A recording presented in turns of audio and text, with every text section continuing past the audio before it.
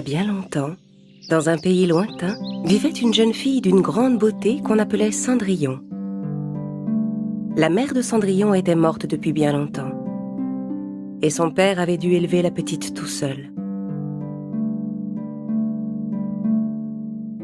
Un jour, son père décida de se remarier, et la vie de Cendrillon fut brusquement bouleversée.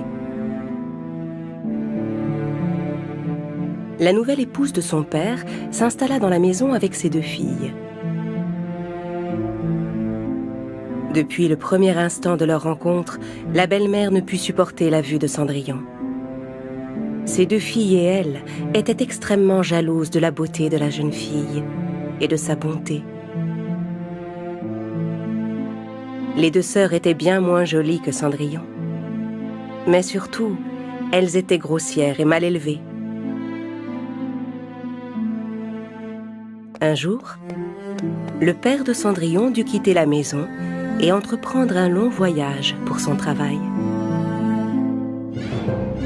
Au milieu de sa belle-mère et de ses vilaines filles, la vie de Cendrillon devint alors un enfer. Tandis qu'elle se promenait dans le jardin en compagnie des oiseaux qu'elle aimait tant, Cendrillon vit approcher sa marâtre. « À partir d'aujourd'hui, tu iras t'installer dans le grenier. Et tu t'occuperas du ménage dans la maison. Et puis je ne veux plus te voir te promener dans ces vêtements. » Cendrillon ne savait pas quoi dire. Impuissante, elle n'eut d'autre choix que d'obéir. Elle rassembla ses affaires et monta s'installer dans le grenier. À partir de ce jour, Cendrillon dut s'occuper toute seule de toutes les tâches de la maison. Elle avait beau être épuisée, ni sa belle-mère, ni les 2 sœurs n'avaient jamais pitié d'elle. « Lave le sol mieux que ça, tu ne vois pas qu'il est encore sale de ce côté?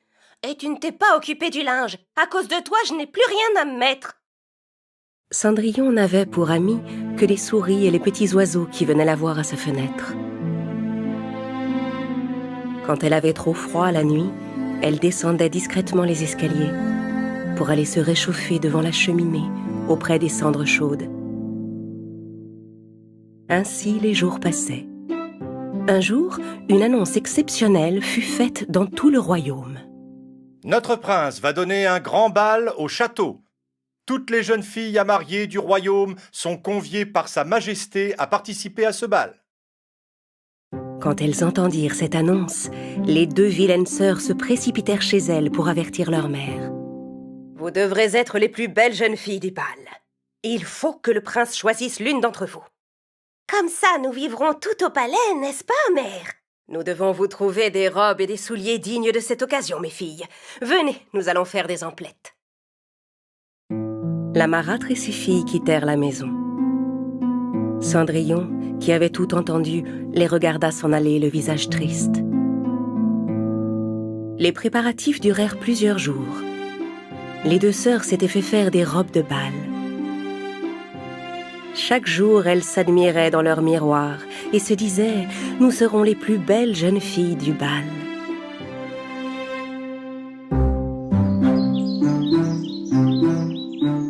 Enfin, le grand jour arriva.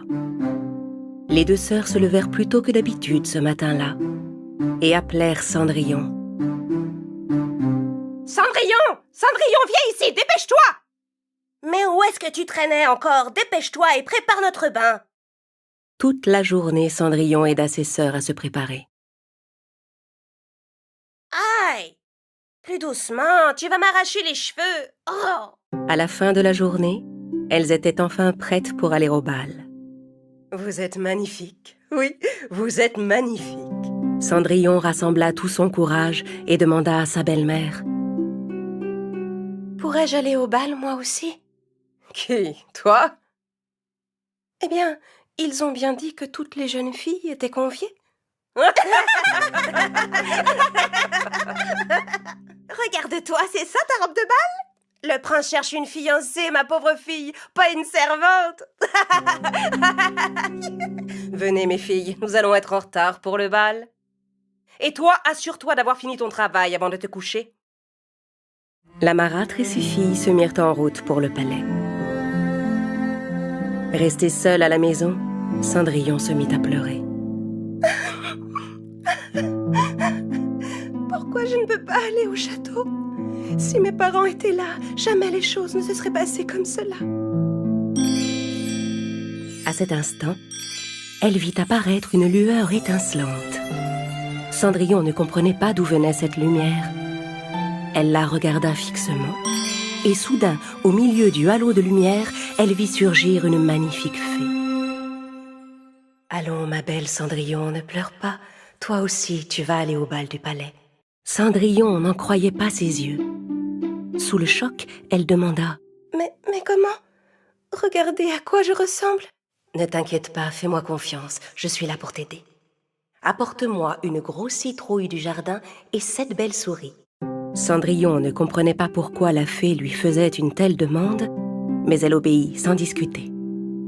D'abord, elle alla à la cuisine et prit une grosse citrouille. Puis elle monta au grenier pour chercher ses amis les souris et redescendit avec elles. Avec sa baguette magique, la fée transforma la citrouille en un magnifique carrosse. Puis elle se tourna vers les souris. Elle changea l'une d'entre elles en cocher et les 6 autres en 6 superbes chevaux blancs.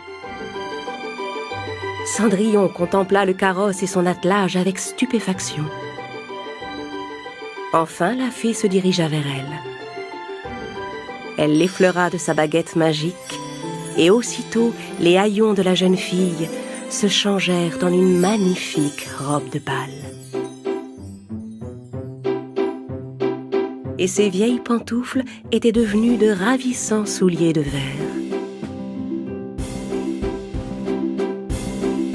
J'ai l'air d'une princesse. Il est temps d'aller au bal à présent.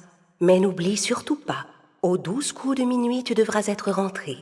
Car à cet instant, tout redeviendra comme c'était avant. Cendrillon écouta attentivement la bonne fée. Puis elle monta dans le carrosse et se mit en route en direction du château. Le splendide attelage s'arrêta juste devant le palais. Quand Cendrillon franchit les grandes portes de la salle de bal, tous les yeux se tournèrent vers elle. Elle était si belle et si élégante. Même la marâtre et ses 2 filles ne pouvaient détacher les yeux de cette beauté. Bien sûr, elles ne pouvaient pas la reconnaître. Soudain, le prince apparut en haut des marches. Au milieu de toutes les jeunes filles venues assister au bal, il ne vit que Cendrillon. À peine eut-il posé les yeux sur la belle jeune fille, il en tomba aussitôt amoureux. Sous les regards curieux de l'assemblée, il descendit l'escalier et se dirigea lentement vers elle. Les 2 sœurs étaient toutes excitées de voir le prince s'approcher d'elles. Oh, il vient vers moi? Mais non, il vient vers moi, regarde! Mais le prince passa devant elles sans les regarder et s'arrêta devant Cendrillon. « Charmante jeune demoiselle, voulez-vous m'accorder cette danse ?» Cendrillon acquiesça poliment.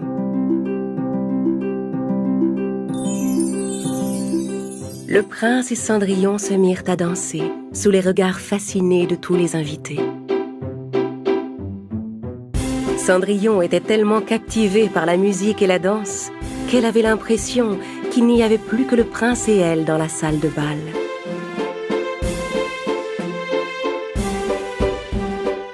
Ils dansèrent toute la soirée sans s'arrêter. Absorbée par la danse, Cendrillon ne voyait pas les heures passer. À un moment, elle posa par hasard les yeux sur la grande horloge. Il était presque minuit. À cet instant, Cendrillon se rappela la mise en garde de la fée. « Au 12e coup de minuit, tu devras être rentrée, car à cet instant, tout redeviendra comme c'était avant. » Prise de panique, Cendrillon s'enfuit brusquement de la salle en abandonnant le prince. Alors qu'elle descendait les marches du palais en courant, elle perdit une de ses chaussures. Mais elle n'avait plus le temps de la ramasser. Tandis qu'elle continuait de courir, l'horloge sonna le dernier coup de minuit et tout redevint brusquement comme avant. En sortant pour la chercher, le prince trouva le soulier perdu sur les marches du palais. Trouvez à qui appartient cette chaussure. Faites-la essayer à toutes les jeunes filles du royaume et retrouvez-la. Hors d'haleine, Cendrillon rentra chez elle et fila au grenier. Là, elle repensa à la soirée qu'elle venait de passer avec le prince. Elle se dit qu'elle n'avait aucune chance de l'épouser, mais elle en était tombée amoureuse. Il était presque impossible pour le prince de la retrouver, et même s'il y parvenait, il ne la reconnaîtrait jamais. Les hommes du prince allèrent frapper à la porte de chaque maison du royaume pour retrouver la jeune fille à qui appartenait la chaussure.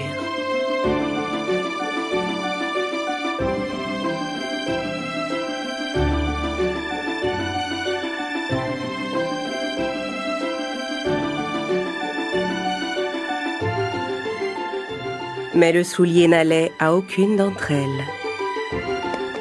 Enfin, les hommes du prince arrivèrent à la maison de Cendrillon.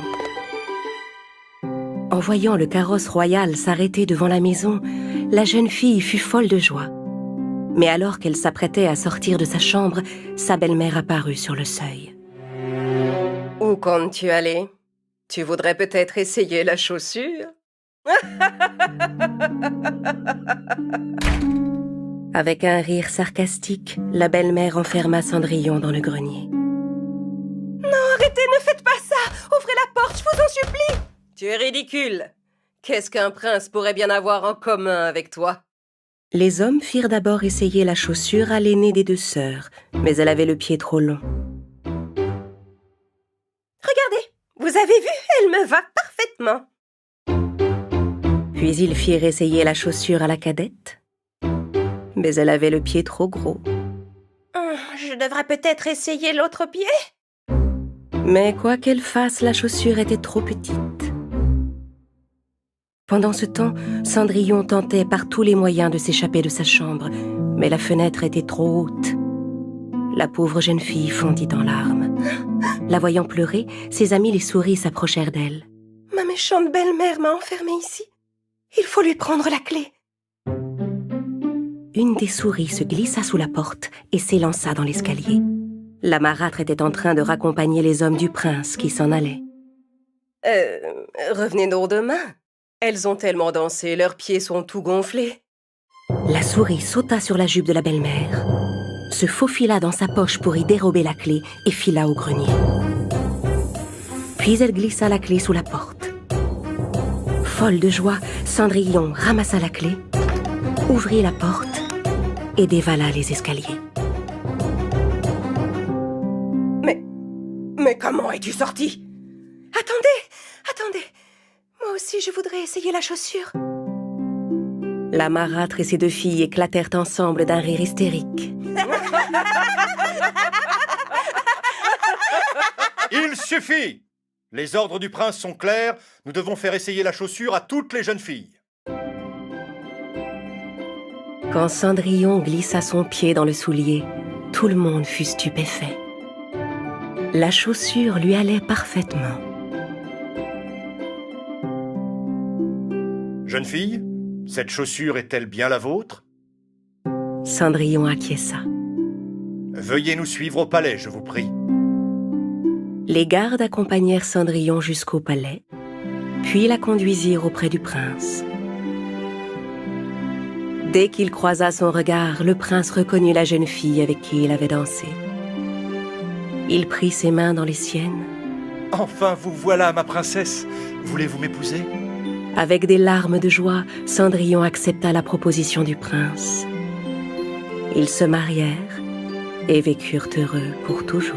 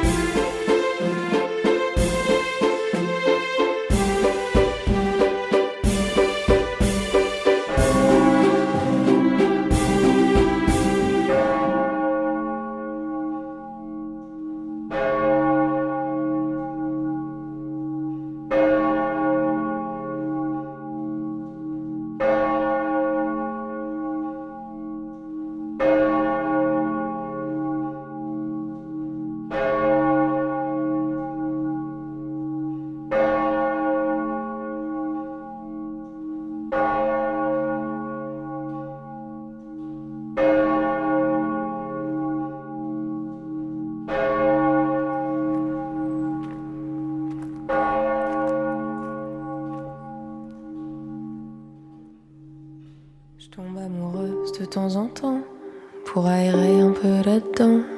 Bah j'écris quoi, moi j'écris quoi? Si c'est le calme plat par là, je tombe amoureuse assez souvent. Ça s'entretient les sentiments. Mais t'en fais pas, tout ce qui est pas toi, je n'y touche pas. Je tombe amoureuse, mais t'exagères. Ça mérite pas toute cette colère. Amoureuse, mais tu comprends, c'est plus comme un médicament. Amoureuse, amoureuse, je tombe amoureuse, je tombe amoureuse, je tombe amoureuse. Sitôt qu'on me touche, c'est de l'encre pour mes cartouches. Mais t'inquiète pas, j'ai le cœur qui bat, ça s'arrête là. Je tombe amoureuse tous les 3 jours. Je crois que j'ai des facultés pour. Il doit y avoir par là-dedans des récepteurs assez puissants. Je tombe amoureuse tous les mardis et malheureuse le mercredi. Qu'est-ce que je deviens moi, si j'ai plus de chagrin demain? Amoureuse, amoureuse, je tombe amoureuse, je tombe amoureuse, je tombe amoureuse, amoureuse, amoureuse, je tombe amoureuse, je tombe amoureuse. Par gourmandise, toi le gâteau, lui la cerise. Amoureuse le temps d'un train, si j'ai oublié mon bouquin.